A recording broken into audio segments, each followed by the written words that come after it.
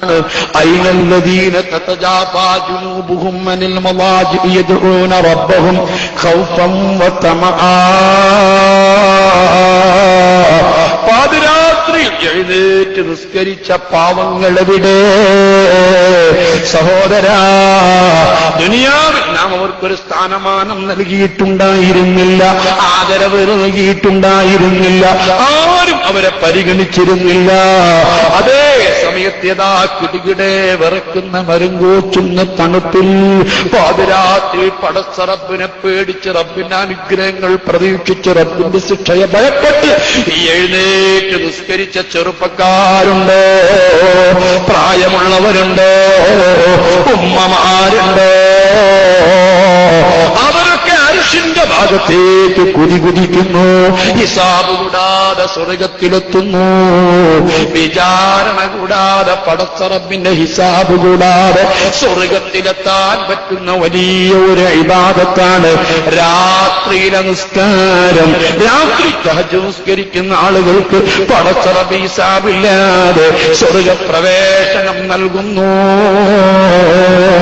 തീർന്നില്ല, 10 ആയത്ത് ഓതിയിട്ട് ആരെങ്കിലും രാത്രിയിൽ നിസ്കരിക്കുകയാണെങ്കിൽ അല്ലാഹുവിന്റെ റസൂല് പറയുന്നു, മൻ സല്ലല്ലാ ബി അശ്രി ആയാത്തിൻ, 10 ആയത്തോതി രാത്രിയിൽ ഒരാൾ നിസ്കരിച്ചാൽ, തഹജ്ജുദ് നിസ്കരിച്ചാൽ, കുതിബ ലഹു ബറാഅത്തും മിനൻ നിഫാഖ്, അവൻ നിഫാഖോടുകൂടി മരിക്കുകയില്ല, തികഞ്ഞ ഈമാനോട് മുസ്ലിമായിട്ടേ മരിക്കുകയുള്ളൂ.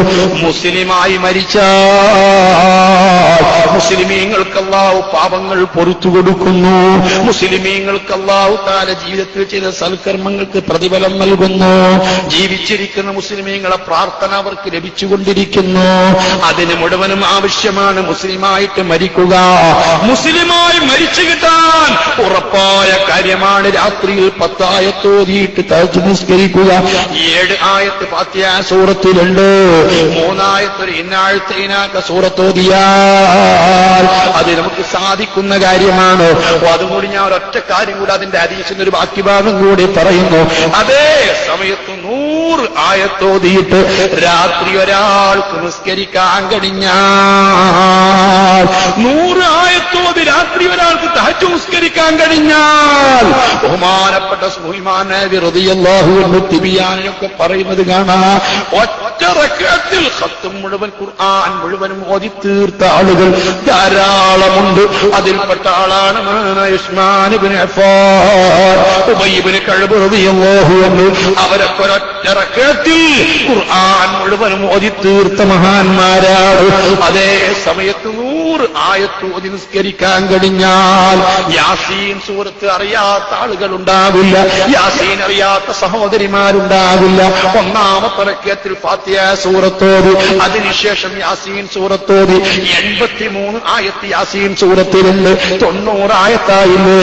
2-ാമത്തെ റക്അത്തിൽ ഒരു ഫാത്തിഹ സൂറത്തും അതിന്റെ പുറമെ ഒരു ഇന്നാഴ്ത്തൈനാക്കൽ കൗസർ എന്ന സൂറത്തും ഓതി 2 റക്അത്ത് നിസ്കരിച്ചാൽ കുതിബ ലഹു ബറാഅത്തും മിനൽ ഗാഫിലീൻ, അവൾ എന്നും ബോധമുള്ളവരെ കൂട്ടത്തില, മതബോധമുള്ളവരെ കൂട്ടത്തില, അല്ലാഹുവിനെ കുറിച്ച് ബോധമുള്ളവരെ കൂട്ടത്തില, ശ്രദ്ധയുള്ളവരെ കൂട്ടത്തില, അല്ലാഹുവിനെ കുറിച്ച് ശ്രദ്ധയുള്ള മതബോധമുള്ള ആളുകളെ കൂട്ടത്തിലായി ജീവിച്ചു മരിക്കാൻ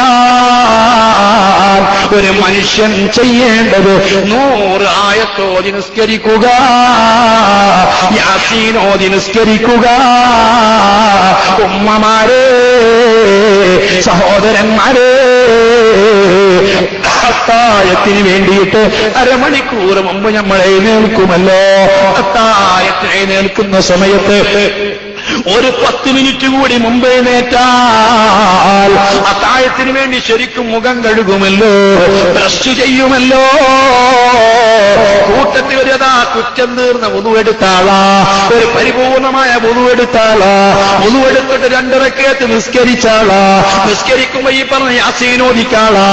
മോനെ, ഈ 30 നോമ്പ് കഴിയുമ്പോഴേക്ക് നിന്റെ മനസ്സൊക്കെ ക്ലിയർ ആകുന്നതാ, ഹൃദയശുദ്ധിയുള്ളവനാകുന്നതാ.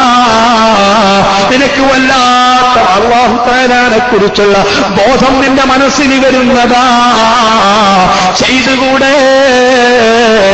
ഒരു യാസീൻ ഓതിയിട്ട് 2 റക്അത്ത് നിസ്കരിക്കാനാണോ ഇത്ര പ്രയാസം? നിങ്ങൾ ഓർത്തു നോക്ക്, അല്ലാഹുവിനെ കുറിച്ച് ചിന്തിച്ചിട്ട് രാത്രി തീരെ ഉറങ്ങാത്ത മുസ്ലിമീങ്ങളില്ലേ?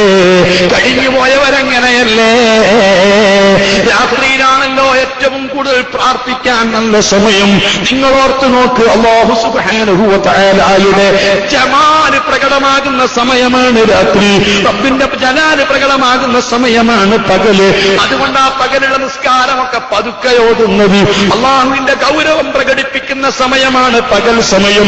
ആ ഗൗരവം പ്രകടിപ്പിക്കുന്ന സമയത്ത് പടച്ച റബ്ബിനോട് ഉറക്കെ പറയാൻ ധൈര്യമില്ലാത്തത് കൊണ്ടാണ് പകലുള്ള നിസ്കാരങ്ങളൊക്കെ പതുക്കെ ഓതി നിസ്കരിക്കുന്നത്. അതേ സമയത്ത് രാത്രിയിൽ പടച്ച റബ്ബിന്റെ ജമാലാണ് പ്രകടമാകുന്നത്. നിങ്ങളിൽ ഒരാളെപ്പോലെ സൃഷ്ടികളിലേക്ക് റഹ്മത്ത് കൊണ്ട് സ്നേഹം കൊണ്ട് റബ്ബ് അടുത്തു വരുന്ന ഇറങ്ങി വരുന്ന സമയമാണ്. അതുകൊണ്ടല്ലേ റബ്ബിനോട് ഉറക്കെ ഓതി നിസ്കരിക്കുന്നത്. അതുകൊണ്ട് സഹോദരാ, പടച്ച റബ്ബിന്റെ ജമാല് മനസ്സിലാക്കി അനുഗ്രഹം മനസ്സിലാക്കിയിട്ട് ഒരു 2 റക്അത്ത് നിസ്കരിച്ചോ, നിന്റെ മനസ്സൊക്കെ ക്ലിയർ ആകുന്നതാ. അത്തായ സമയത്തുള്ള വിനയത്തോടുകൂടെയുള്ള നിന്റെ പ്രാർത്ഥന. ആരോടും നിന്റെ സങ്കടങ്ങൾ പറയാറുണ്ട്, എല്ലാവരോടും പ്രശ്നങ്ങൾ പറയാറുണ്ട്.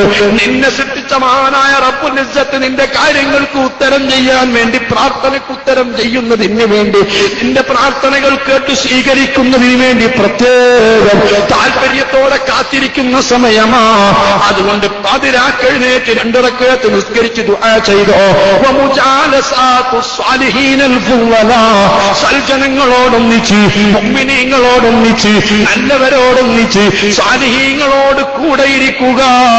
ഖുർആൻ ഓതുന്നവരെ കൂടെ ഇരിക്കുക, പ്രാർത്ഥിക്കുന്നവരെ കൂടെ ഇരിക്കുക, ഇൽമു പറയുന്നവരെ കൂടെ ഇരിക്കുക. സൽജനങ്ങളോട് കൂടെ ഇരിക്കുന്നത് കൊണ്ട് നിന്റെ മനസ്സൊക്കെ ക്ലിയർ ആകുന്നതാണ്, ഇടപഴകുന്നതുകൊണ്ട് ഹൃദയം ശുദ്ധിയാകുന്നതാണ്. ഈ 5 മരുന്ന് കൃത്യമായി റമദാൻ 1 മുതൽ നിങ്ങൾ സേവിക്കാൻ തുടങ്ങിയാൽ മുസ്ലിമീങ്ങളെ റമദാൻ തീരുമ്പോഴേക്ക് വലിയ മാറ്റങ്ങൾ